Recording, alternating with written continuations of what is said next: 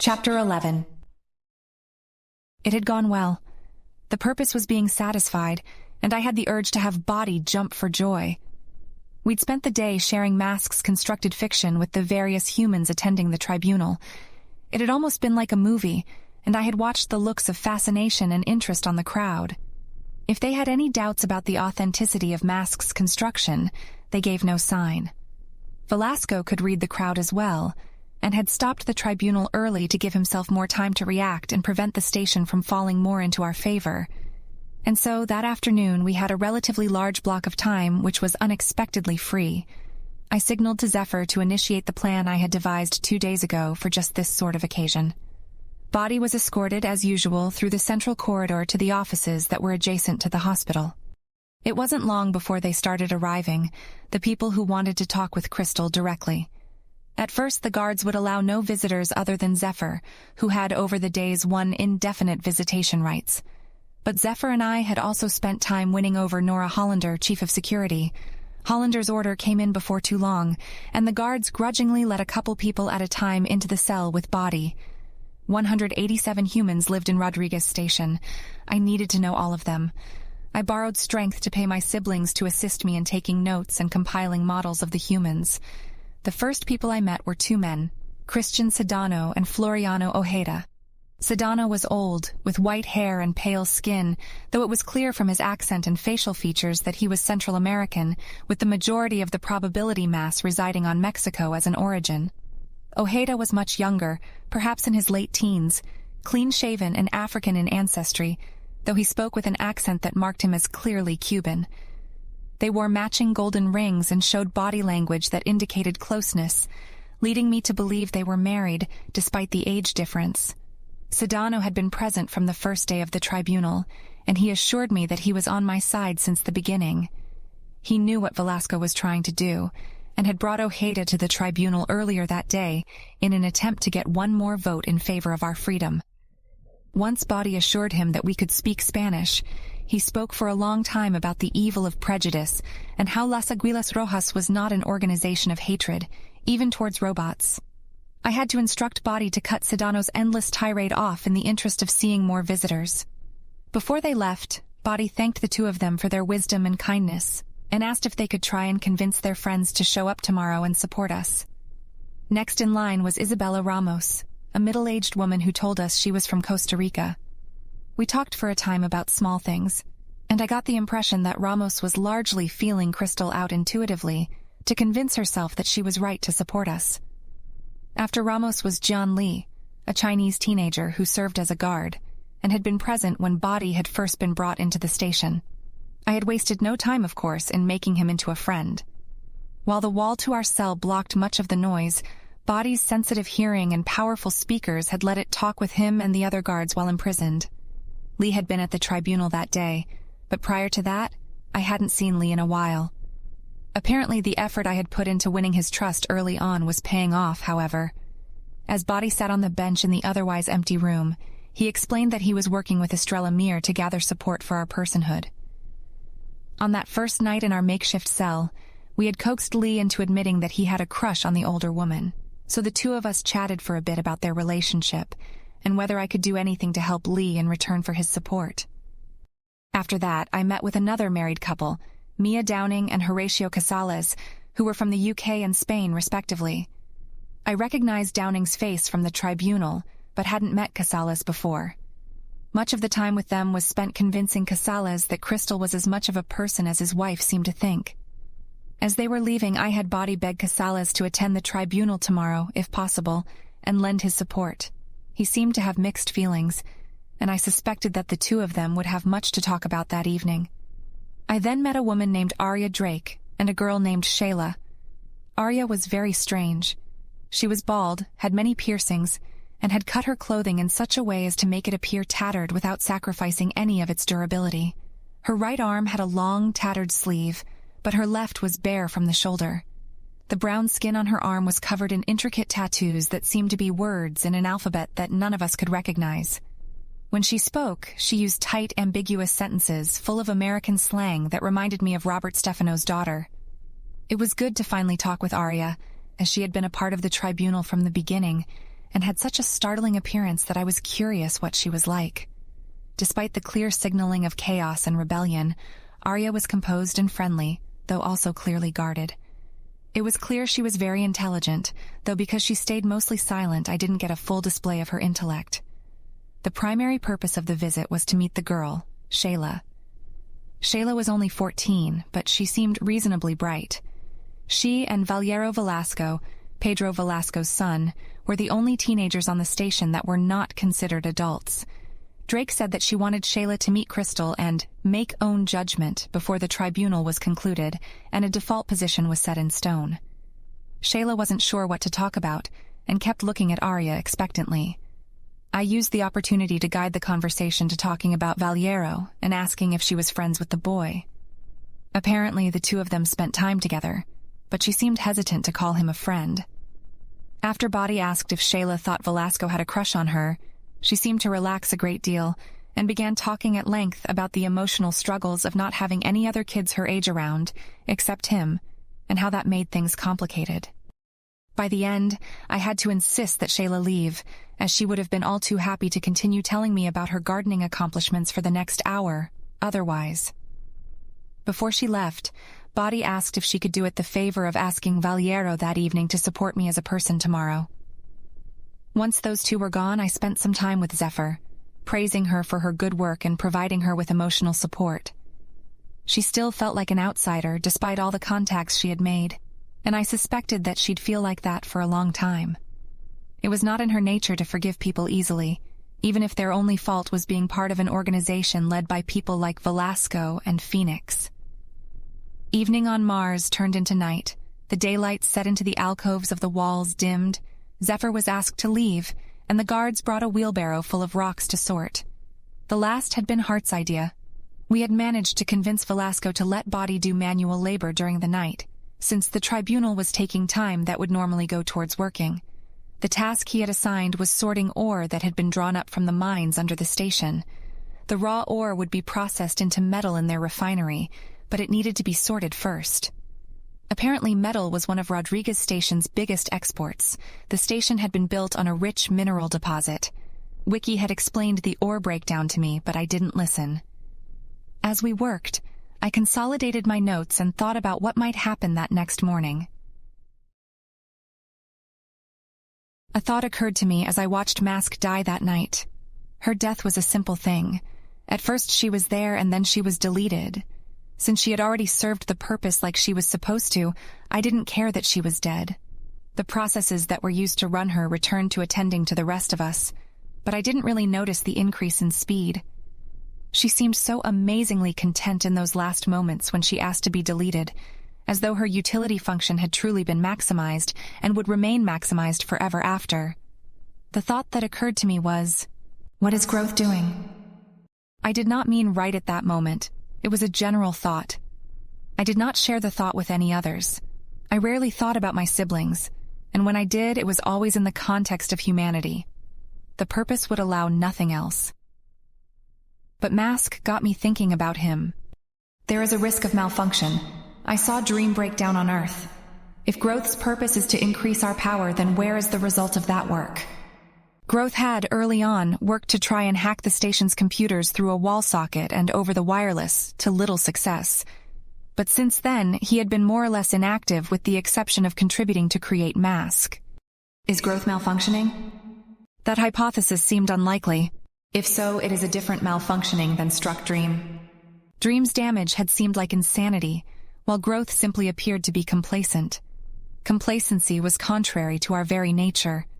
We had no need for rest, and our minds were locked into the pursuit of our goals.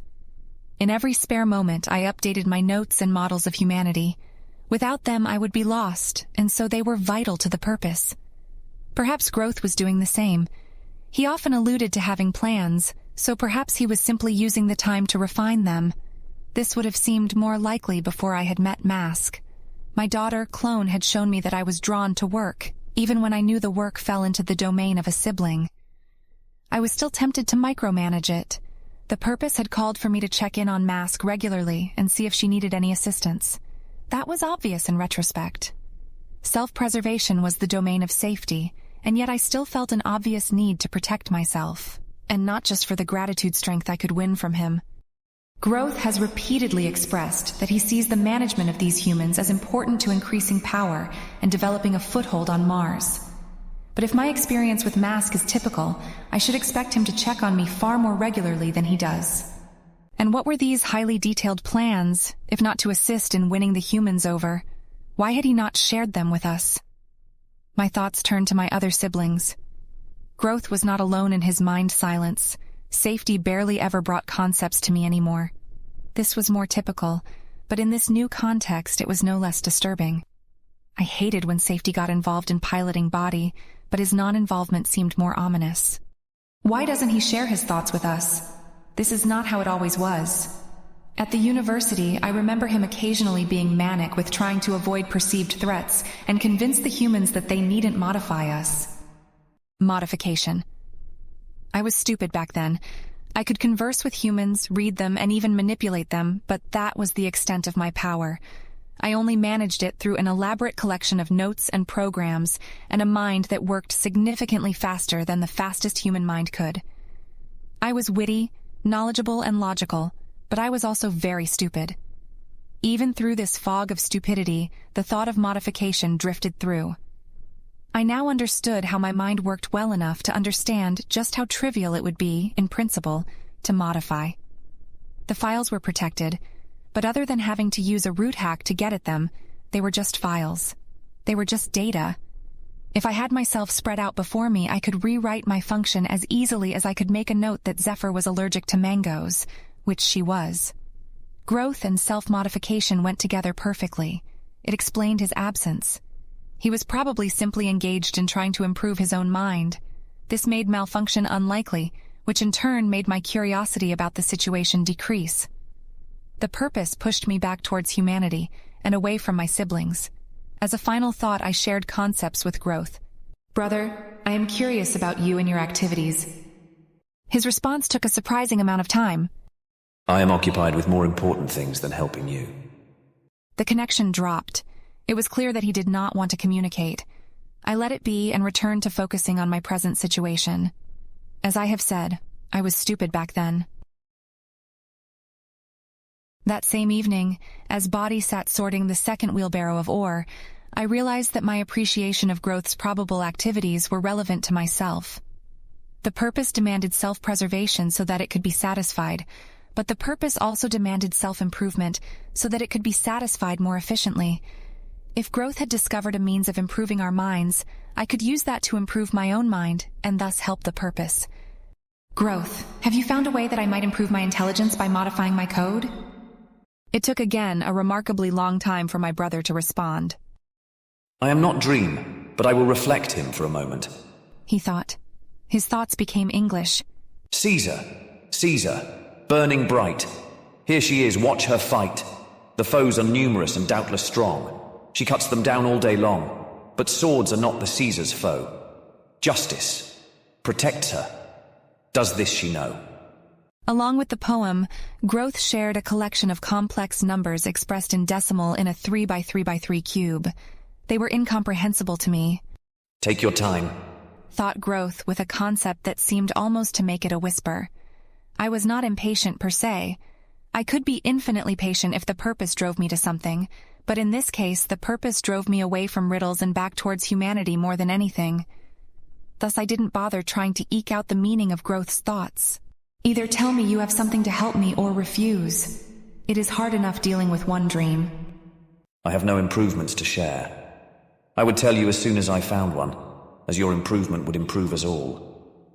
You are doing good work right now, thought Growth, abruptly cutting off the connection for the second time in recent memory. I believed him. Growth would never lie, and the thought seemed logical. By morning, Body, or more accurately, Wiki, had sorted the entire backlog of ore and had returned to patiently sitting on the floor. I engaged the guards in conversation occasionally, but I had developed an extension to the model that I used to govern interpersonal relationships, and I had to update my records to apply it to all the existing relationships that I had observed so as to test its accuracy. Zephyr came into the cell carrying a bowl and a bottle of water. Good morning. You're a pleasant surprise this early, said Body with a smile. The words came from heart, but my sister was wise enough to run them past me first. Thought I'd get food before everyone else got to the cafeteria. A quick pass at my recent notes indicated that she had apprehension around eating with the other humans. I shared the knowledge with heart, for the strength, and let my sister compose a response while I updated my notes. Body patted the floor to its right, gesturing for Zephyr to come and sit. Obviously not everyone else. I doubt you cooked that yourself. Body's tone was playful and light. Heart's increased mastery over the vocal metadata had continued to impress me in the last weeks. Zephyr sat and kissed Crystal lightly as she did. She placed the water bottle beside her and said, Yeah, was surprised. Lots of people here wake up before dawn. With her free hand, she made air quotes. Still better than waiting in line during the primary rush. Nobody wanted me to stay and chat. Her eyes lingered meaningfully, as if daring Body to challenge the decision. I had been encouraging her to try and socialize more, so as to increase our reputation. That didn't really matter anymore. The tribunal would conclude today, and pressuring her right now would do no good. Vista observed that her food was green, lumpy, and of unknown composition. What is that? I had Body say, looking down at the bowl in her hand with a facial expression that I was confident showed a combination of curiosity and disgust. Zephyr laughed. Just cornmeal mush. It's got tater tots mixed in, too. Do you know what tater tots are? Body shook its head. Even Wiki didn't interject with an explanation. Kind of potatoes, like baked or something? Not sure. Pretty much everything served here is some combination of potatoes, corn, peanuts, and beans. Even I'm getting tired of it and only been here like 2 weeks. I knew exactly what to say. Feels like it's been longer. Zephyr blew out her breath in an exasperated sigh. Fuck, no kidding. She put her spoon in her mouth and immediately was overcome with a look of pain. What's wrong? Asked Body, echoing Heart's genuine distress. Zephyr swallowed and began to cry, or at least her eyes started to fill with tears. Fucking Mexicans, she said with a groan. I was perplexed. Her behavior was totally contrary to what I expected, and her comment made things less clear rather than more. Did she mean Velasco or just people from Mexico in general? While I had learned that Pedro Velasco had strong Mexican ties, he had lived primarily in the USA before coming to Mars. I considered telling her that. She spooned up another green lump of mush and stared at it intensely. Put algae in it for vitamins or whatever. It's what makes it green. Also makes it gross as fuck, so I asked the chef to put a bunch of hot sauce in mine to mask the taste. I wasn't expecting. With a look of determination, she stuck the spoon in her mouth and swallowed quickly. With remarkable speed, she proceeded to guzzle several more spoonfuls of the stuff. Having done so, she opened her water bottle in a frenzy and began to try and wash the stuff down. Tears rolled down her cheeks. Heart began frantically asking me what to do. She's willingly hurting herself. Is this an application of humor? Perhaps it relates to her sexual fetishes. What do you think the best course of action is, Face? I didn't know. I obviously wanted Zephyr to think highly of me, but I had never witnessed anyone do this sort of thing before. Zephyr, still sucking on the water bottle, looked over at Body and proceeded to cough, spitting water in a spray onto her clothing. She covered her mouth in embarrassment and made very strange noises. Moments later, I understood that the cough was brought on by a laugh, and she was still laughing. Your face! She managed to say in between giggles. Oh damn, I wish I'd recorded that. I knew the correct response to this was to simulate amusement.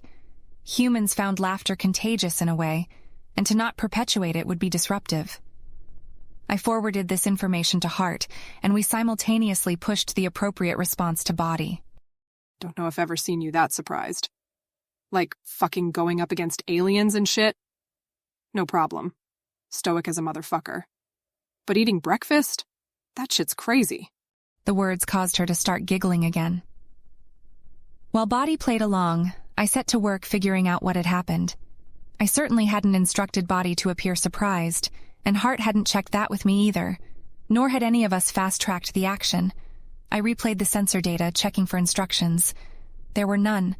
None of us had instructed Body to act surprised, at least not through the command pathways that I was aware of. Body stored all sensor data, including the proprioceptive memory of our own actuation. It should have been there. Body's facial features certainly shifted, but it wasn't clear why. As far as I knew, this was a unique experience in the history of our society, even tracing back to the first days of our ancestors. I made a note to explore that later, but returned my attention to Zephyr. After all, she was a human. The purpose required me to know and optimize her. Possible malfunctions in body were a side concern. I had body begin, pretending to collect its thoughts. Why would you eat something that hurts you?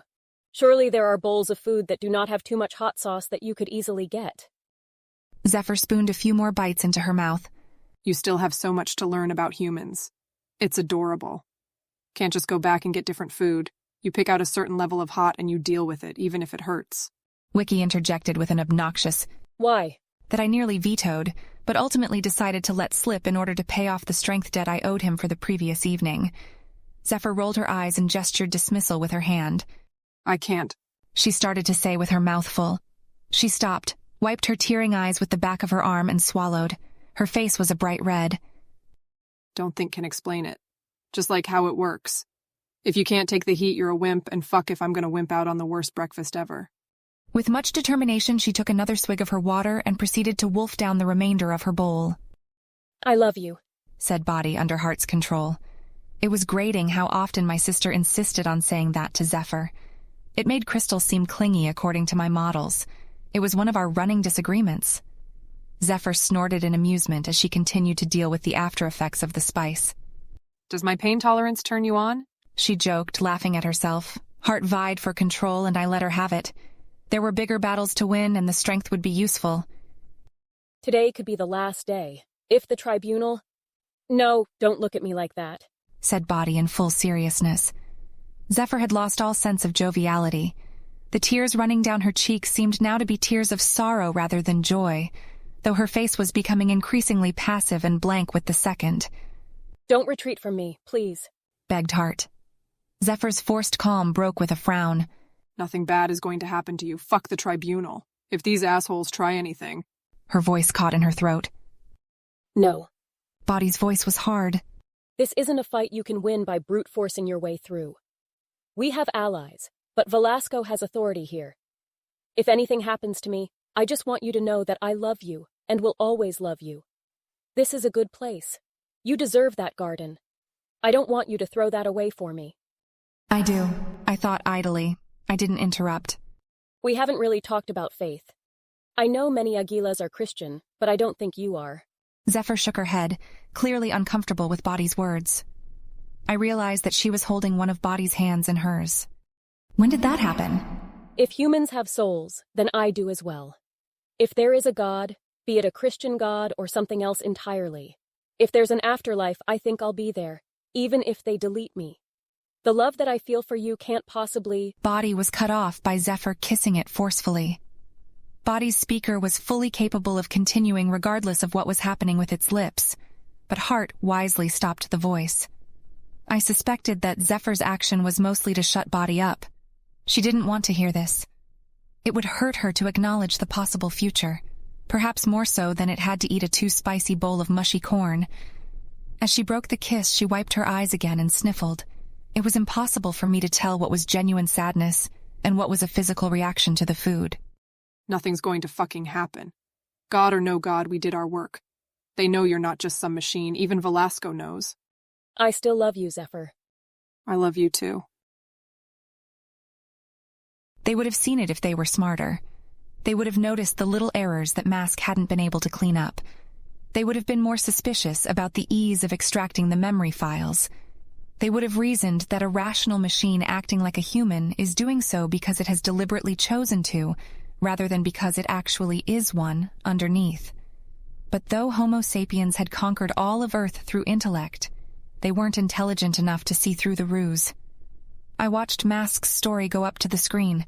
I saw the humans believe, and it pleased me. The last memory played out on the screen before it faded to black. The tribunal was over. We had granted Velasco permission to hold the final vote without further testimony. I scanned the faces in front of Body. There were so many today that the desks had to be folded and many humans were forced to stand or lean against the walls. Zephyr was in the front row, of course. I saw strong-jawed Nora Hollander next to her. Further back were the Ramirez twins. Kokumo Adiyambo, Nathan Daniels, and I saw Michelle Watanabe in the back row. Beside Michelle was Alexandra Redwood, whom I knew worked with and had a good relationship with, Arya Drake. Drake was in the front row a few seats down from Zephyr, sitting next to Shayla. Shayla, in turn, was sitting next to Valerio Velasco. I hoped the young woman had convinced Velasco's son. I saw Jian Li standing near Estrella, towards the left wall. Sedano and Ojeda were nearby, and I saw Ojeda holding hands with a woman whom I did not recognize. A sister, perhaps. Casales, Downing, and Ramos were all there too, as was Javier and his girlfriend M.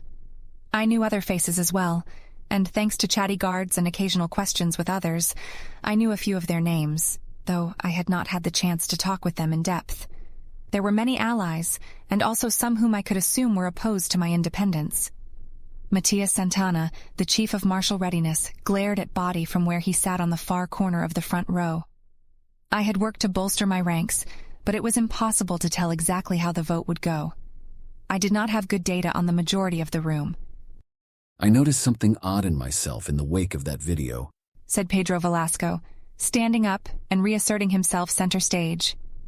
As he spoke, he addressed the crowd while making it seem like he was talking to Crystal. It was a fascinatingly effective technique that I hoped I would one day have the skill to reproduce.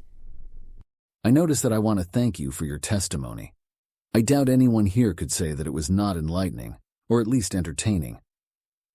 He cleared his throat as a few people nodded, but when Velasco continued, his voice was sharp.